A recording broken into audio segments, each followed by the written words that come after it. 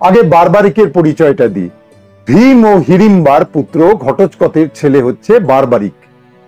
ঘটোৎকচের সঙ্গে বিয়ে হয় অহল্যাবতীর।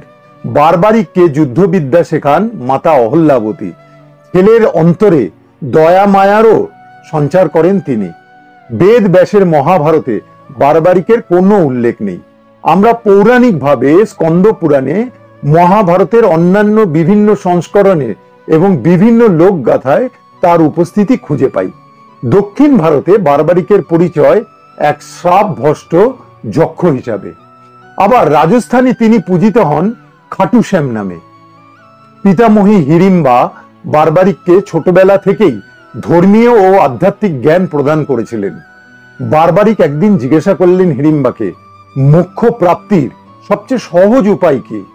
হিড়িম্বা বললেন, যদি তুমি ভগবান শ্রীকৃষ্ণের হাতে বীর গতি প্রাপ্ত হও তবেই মোক্ষ লাভ ঘটবে।